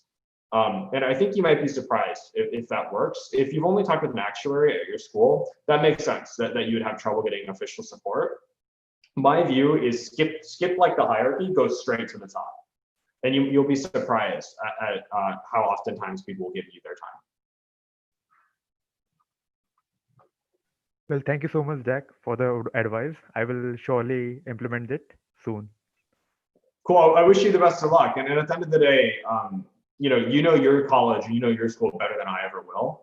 Yes. So if a different path makes more sense, you're going to be the one who's going to know that and make a better decision than me. But I think that would be my first instinct. When I was in India, I know as an American it's a little bit different, but I had a few meetings with heads of colleges where hack clubs were having trouble getting support. And afterwards, it really helped get them a lot of support. But I know that's different because I'm an American. But I think that if you kind of lean on the legitimacy stuff, you'll probably have success too. Cool. Thank you, Zach. Great. Yeah, you bet. And best of luck. And also thank you for the work you're doing. I've said this with you guys, but I know how incredibly hard it is to start a hack club. And the only reason one will exist at your college is because of you. So thank you. Because it's unofficial and we have only 8 members in it. And after it become official, we are going to recruit all more members so that it can big. That sounds great. Get it to 200 members. Turn into the largest college at the school. Sure. Thank you so much, Zach. Amazing. Well, thank you. Thank you, Yash, and thank you, Zach. Next, we'll be having Fatima Begum to ask the questions. Fatima, are you okay? Hi, Zach. I'm Fatima from lead of KM Engineering College. So I want to ask you something. Zach, you already said that our club is unbelievable. Why do you think so? The connection's a little bit rough. Could you say that again? Actually, Zach, you already said that our club is unbelievable. Yeah. Why did you said so? Oh, amazing. Well, first, Fatima, it's amazing to see you. I know we met when I was in Kerala back in February, right before coronavirus happened. And I'm so happy we've stayed in. That was my first inspiration, starting hack club. Well, thank you for that. I mean, you're the one doing the hard work. So the question is, why have I said the Hack Club KMEA is unbelievable? And what I'll say is, here from America, we keep in touch with American clubs a lot. We keep in touch with European clubs a lot. But Indian clubs tend to be relatively limited to India. Not because we're not interested. It's just that we just don't hear from Indian clubs as much. And the reason why I mentioned that at HQ here in the US, we've been talking about Hack Club KMEA is because one, Fatima, you've been messaging me updates, and the sorts of things you're telling me that your club is doing is kind of amazing. Like that's stuff that I so desperately wish I had when I was a student. And to know that all of you are creating that at your college and working together to build what you desperately want to, like that is just unbelievable. Like that is amazing. And the second thing is, it's not just me, like I've heard from other staff members here too in America that they've seen the stuff that your hack club has been putting out. Whether it's, I think you're active on social media, so I think that they've been seeing your posts there. And also I know Fatima, you've been sharing some posts in the Slack. Like without that, we wouldn't know the work you're doing. And now since you're sharing that, it's just, I don't know. I mean, it's like the coolest thing in the world to see all of you creating this thing, to feel like we're able to play some small role in it. And typically when clubs are very active publicly, it means that internally there's a lot of activity happening too. So that's why I said that earlier. Okay, Zach, thank you. Thank you for giving such an opportunity. Well, of course, and thank you for putting this together. I mean, I really mean it when I say this is my honor. I am honored to be here. I really don't want to be in a position where I'm like taking credit for the work you're doing, because I know that like all of you, like you're the ones actually making stuff happen. It's not me. And for me to, I like right before I hopped in, I was thinking about, back when I was 16 and first starting this, I couldn't afford rent. I had no idea how I was going to make the next rent payment. I had a friend who I literally was sleeping on my floor because they couldn't afford a place of their own. So we were working together. And the hope at the time was just to create what we set us to wish we had when we were students. And now to have Hack Club be something that's so much larger than just an idea, but something that I'm hoping is a meaningful part of a lot of your lives, and something that, like Fatima, like you are making possible, all the other Hack leaders call it making possible. Like it just makes me like the happiest person in the world. And to see all of you here, like it's honestly just the biggest honor ever. If I can ever support any of you in any way at all, please don't hesitate to message me on Slack. My username is @ZRL. My email is Zach, Z-A-C-H, @hackclub.com. Please feel free to email me. I do get overcommitted. I have like 1,000 things going at any moment, but I would love, to keep in touch with all of you. And really just thank you for being here. I'm just so humbled and honored, and like you all are just amazing. Really, like thank you so much. Thanks, Zach. Real thanks to our who supports us behind us, the college, the students, and all. Pooja, thank you. Okay, thank you, Fatima, and thank you, Zach. Next, we'll be having Kirti Ravi to ask you very questions. Kirti, can you hear me? Yeah. Okay. Hi, Zach. I need to ask something related to your project or your coding experience, like whether you have been in a project and it didn't work as you planned it, and later you thought like you would have done something other than that, so it might work properly. Like, you have any such experience in your coding life? Sorry, the connection is pretty rough. Could you say that one more time, the question? Okay. Like, you have been in a project and it didn't work properly, or like it didn't work as you planned it, so you thought like you would have done it in another way so it might work properly. Like, you have any such experience in your coding life? Oh, absolutely. Yeah. So the question is, like, do I ever try to build a project myself and it doesn't work the way I want it to work? Is that the question? Yes, it is. Yes, it is. Okay, amazing. Oh my God, like every day, like every 10 minutes, I am constantly running into bugs with my code. She was, excuse me, Zach. She was asking, how will you overcome such a situation? How will you face such a situation? Oh, absolutely. Okay. My view on all of this is I think that the first step to becoming a good coder is to accept failure. You are going to try things every 10 seconds, you're going to have a failure, whether it's you forgot a semicolon at the end of the line, whether you wrote an if statement that doesn't do what you thought it would do, whether you do like some grander architecture with lots of files and lots of data structures, lots of algorithms, and ultimately it doesn't work the way you want it to, or whether like it's just way too slow. Part of being a coder is recognizing that making even simple things could be quite complex, and failure is just a part of the process. That's just how it goes. So for me, when I code, I don't get disappointed when my code fails to compile or when it does something that I didn't expect it to do, because I know that's part of the game. And what I do is I have friends that I talk to where I will like ask them questions lots of times. Most of them are on the Hack Club Slack. You'll actually see me in a lot of channels like asking for questions when I'm stuck. And the second thing is I use Google. I probably Google something every 10 minutes when I'm coding. And a lot of times I just copy and paste errors. And for me, I've been coding for over 10 years at this point. I've been coding for almost 15 years. And that's still my daily experience. That's just part of what it means to be a coder. And that's okay. Failure is part of the process. And the important thing is, are you making things that are meaningful to you, and are you completing projects? And if you haven't made your first project yet, that's okay. Like, push yourself and ship something tonight.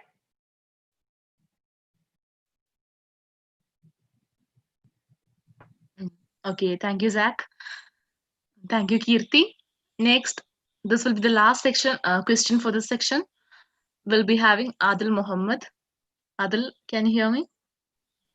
Yes, I can. Okay. Hi, Zach. Yeah, I would like to ask a question about computer simulation, right? Like, do you think we live in a simulation? and what are the chances, how long will it take for us to create our own simulation? What's your perspective? You seem like a very smart person, sir. Oh, that's such a cool question. I don't want to disappoint you because I'm actually not that smart. But that's a really cool question. Right now I'm reading a book called Fall or Dodge in Hell, and it's actually about exactly this. I highly recommend it. I like this book a lot. It gets pretty boring, like about halfway through, but so I'm in the boring part, but it's really, really good.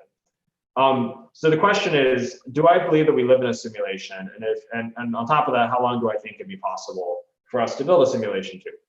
So the first thing is that a perfect simulation just isn't possible.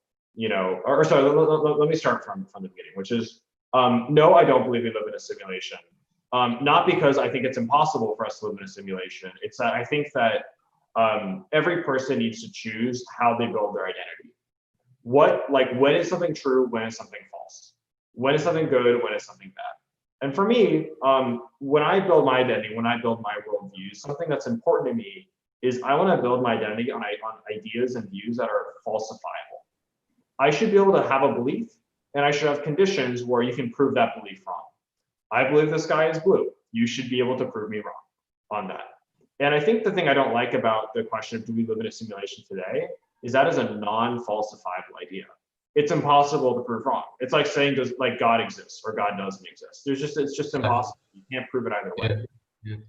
So my view is that I start from nothing. Like I assume the answer to every question is no, and then I want to build up my identity, my views based on falsifiable ideas. And since do we live in a simulation is non-falsifiable, there's no way to prove that idea wrong. I don't believe that. Does that mean it's impossible that we live in a simulation? No, absolutely. We could totally live in a simulation. But as a belief and as like a method of operating, I say no. I don't think we do because there's no way to prove wrong. It's like a religious idea. So that's my view on the first. The second is I think that it's going to be like it is impossible to build a perfect simulation. Is the first thing to acknowledge, which is if you look at the conservation of energy, to build a system that to build a perfectly efficient system to simulate the entire world would require the entire world's resources. I don't think that I will ever have a perfect simulation. When will we have meaningful simulations? Like things where it kind of feels like you're living in a world that is like just as meaningful, just as real, and just as heartfelt and everything as one that as a real one we live in. I think like parts of that are already there. Like I think the internet is kind of an example of that. Like the internet is like this entire world you can go through. I don't know if you've seen VR chat or if you've seen any of these VR apps being built. They're really interesting because there's these whole social worlds that are being built in them. But I don't know. I haven't really thought about the question deeply, like how long until we can build a meaningfully convincing simulation. Like I would expect it's like simultaneously longer than we expect it to take, but also simultaneously like shorter than we would expect to. So did you play the new Flight Simulator 2020? Like it has the entire world in it. It has the entire world. They covered the entire world. You know what I'm saying? With Bing Maps.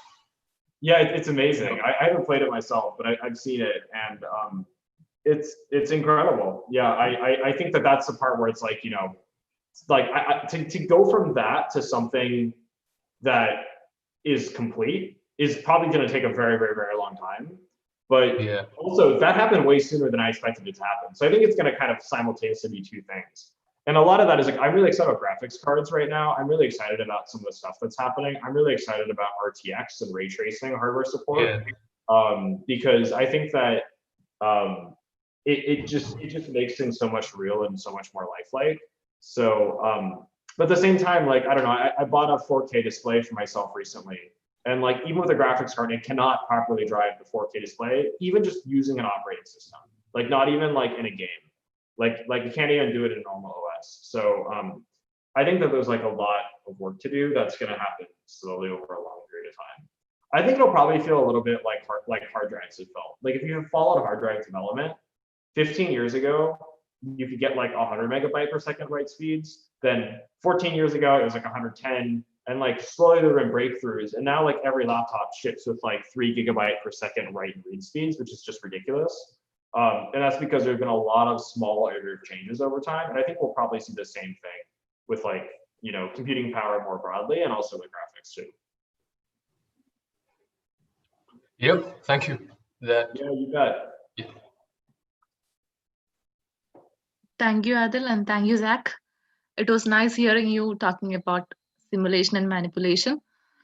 Okay, so we have come to an end to the session.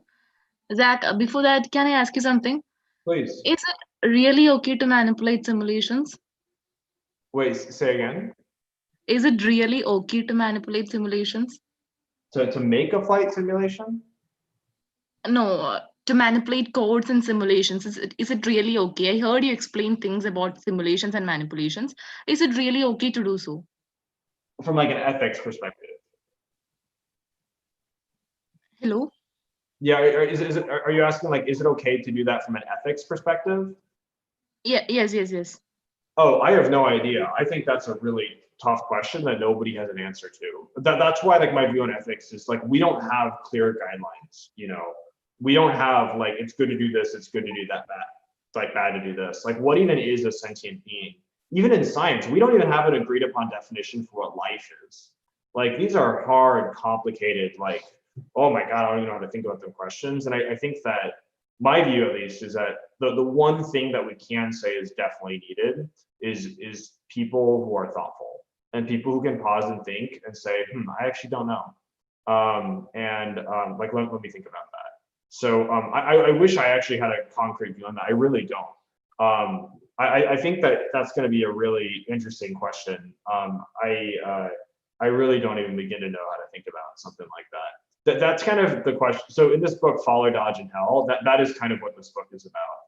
I'll send it in the chat. The book it's fiction, but it's a kind of fiction where they explore very interesting ideas in the book.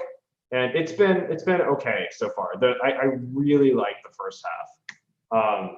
The second half is interesting. In the book, they build a simulation, and there's all these interesting things that start to happen. And they build a simulation for the afterlife is what they build. It's really quite good. I highly recommend it. Okay, thank you, Zach. Thank you. It was nice listening to you, Zach. I felt like listening to a person with such great enthusiasm and passion for the things he do, things he loves to do. And I'm much happy for you on that because it is not always possible to end up doing things we love to do. And hopefully, hope you all thoroughly enjoyed this interactive section. It was fun-filled on one hand, whereas it was very much informative on the other. Thank you, Zach. Once again, thank you for your valuable presence here. Now, let me invite Rahul Anthony Tom for delivering a short speech on behalf of KMEA Hack Club. Well, Pooja, thank you so much for moderating. I think you've done such a beautiful job, and I'm so happy to meet you too. Thank you, Zach. Thank you. Rahul, can you hear me? Yes, I can. Okay. A very warm good evening to all the wonderful people present here. We all know that today is one of the proudful and even a happiest day for all of us as a Hack Club member. All of us, including myself, are really lucky to have Zach Latta, who spent so much time with us so beautifully with a handful of spring smiles on our minds on his warm night as our guest today. Zach gave us such a good interactive and wonderful section, and also the right pleasant, clarified answer to every asked doubt that was sparking in our minds and share a lot of knowledge and experience with us. Yes, Zach is really such a super guy, super friendly. It was interesting to listen each of his valuable words felt like collecting the precious and lots of information. He really made it a highly productive one. Thank you, Zach Latta. Thank you very much for your wonderful section. The name of every hack clubbers of KM Engineering College. Thank you. Rahul, thank you so much. And for everyone here, really thank you for being here.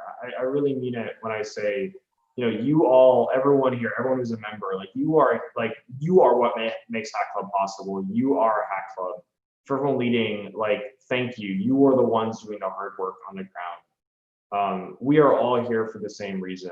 And I am just beyond full of gratitude to be able to speak with all of you today, especially since I know it's just so incredibly late in the evening for all of you too. So really thank you for that. I'm just beyond humbled. Thank you, Rahul, and thank you, Zach, again. We have finally reached into the last chapters of this session. Let me invite Farisha for delivering the vote of thanks.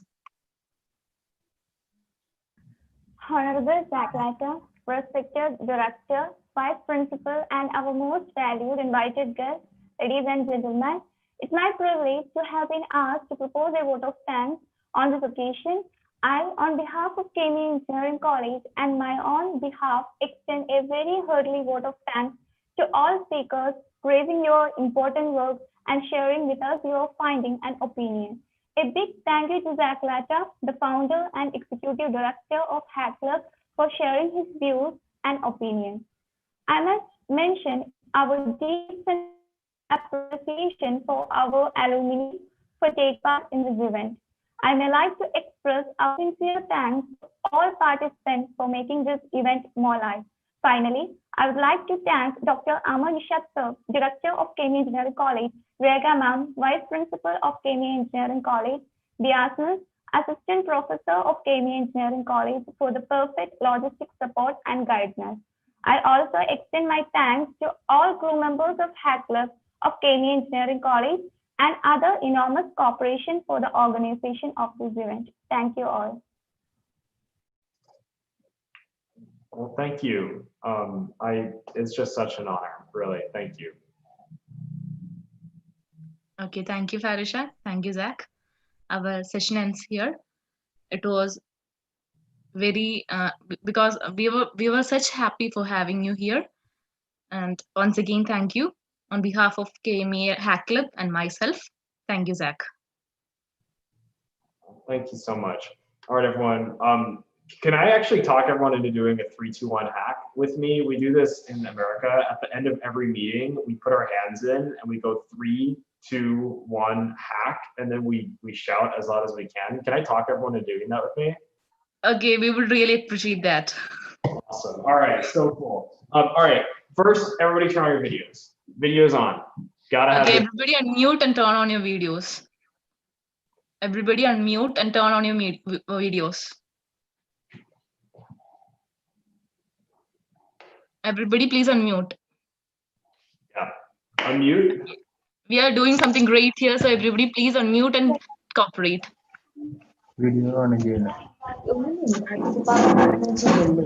ensure that your voice is slow because everybody is speaking. So maintain yourself and maintain the decency of the forum. Please. Okay. All right, videos on. Turn those videos on. I see like 20 people. Let's do this one. All right, so first, gotta get your hands, gotta stick it out. Start wiggling those fingers. Okay. Pooja, where's this video? Because Zach, I'm not in a situation to turn on my video. That's why. Oh, okay. Cool. Okay, sorry for that. Great. All right. Let's get those hands out, and then Plotnik, you want me to count 2, 1. We're all gonna go like that, and we're all gonna shout as loud as we can. Okay? Okay, fine. Okay.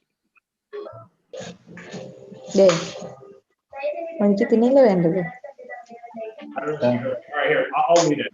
Let's do it. 3, 2, 1. Wow. Cool. Everyone. Okay.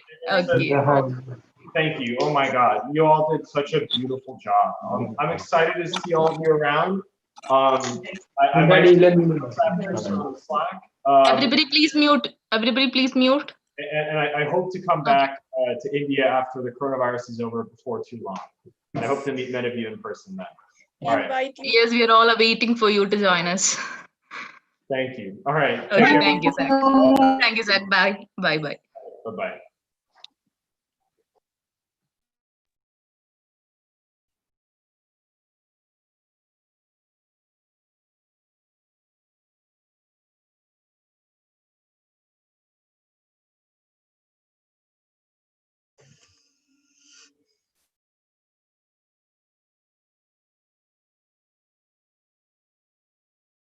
Hello.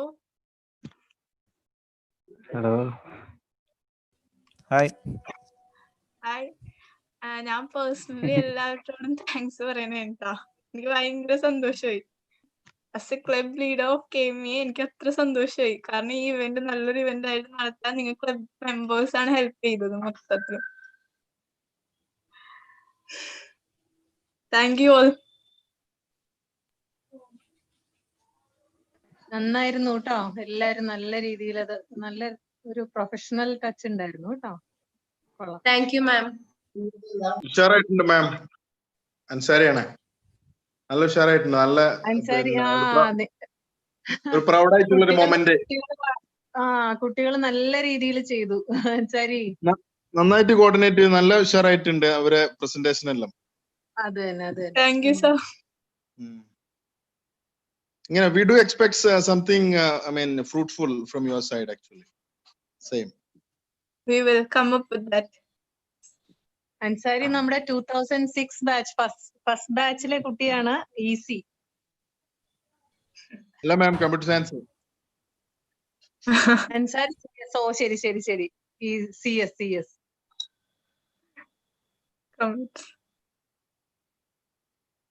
Hello Ardern ചേട്ടൻ പോയാ? ഇല്ല പോയിട്ടില്ല. പറഞ്ഞോളൂ.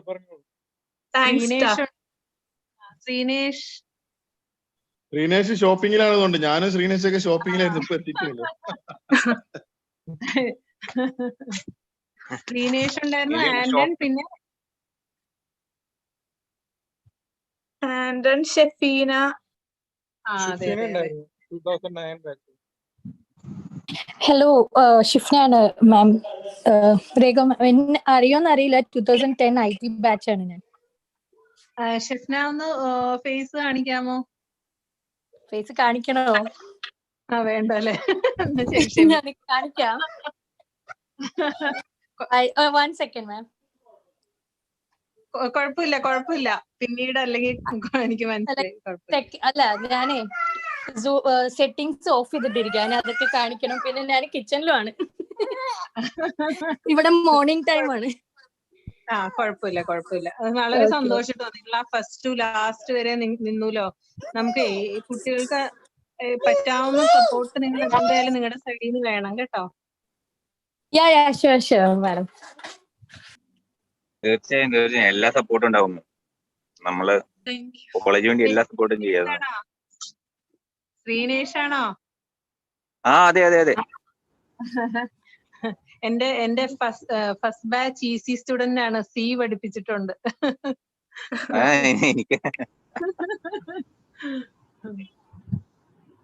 ശ്രീനേഷിന്റെ shopping ഒക്കെ കഴിഞ്ഞോ? Shopping കഴിഞ്ഞു. ഞാനപ്പോ ഇടയില് ഒന്ന് ഇറങ്ങിയതാ. ഞങ്ങളെ ഖത്തർ KMA അലുമിനി ഫോറത്തിന്റെ ഫുൾ സപ്പോർട്ട് ഉണ്ട് കേട്ടോ. QCAF. Thank you. ഇവരെല്ലാരും തന്നെ വളരെ ആക്റ്റീവായിട്ട് ബിയാസ് മിസ്സിന്റെ പുറകിൽ തന്നെ ഉണ്ട്. നിങ്ങൾക്ക് വേണ്ടിയിട്ട് എന്ത് സപ്പോർട്ടും ചെയ്യാനായിട്ട് അവരെപ്പോഴും വില്ലിംഗ് ആയിട്ട് പറയുന്നുണ്ട് കേട്ടോ. അപ്പൊ അവരുടെ ഗൈഡൻസും കാര്യങ്ങളും എപ്പോഴും ചോദിക്കുക. കാര്യങ്ങൾ ഹലോ, ബിയാസ് മിസ്സിന്റെ ഒച്ച കേട്ടില്ലല്ലോ. ഹലോ, നദീം ഉണ്ടായല്ലോ. നദീം അൻവർ. നദീം ഈസി അല്ലേ? എക്സിറ്റ് ആയോ? ഇവിടെ ബിയാസ് കാണുന്നില്ലല്ലോ. കാണോ? ഞാൻ ആ വീഡിയോ ഓൺ ചെയ്യാം. അല്ല, സ്വരം തന്നെ കേൾക്കണില്ല. അതുകൊണ്ടാ ചോദിച്ചേ. ഇപ്പളാ കേട്ടത്.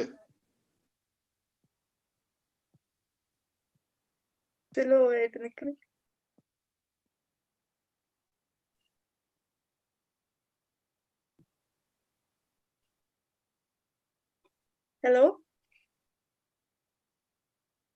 ആന്റൺ പോയോ?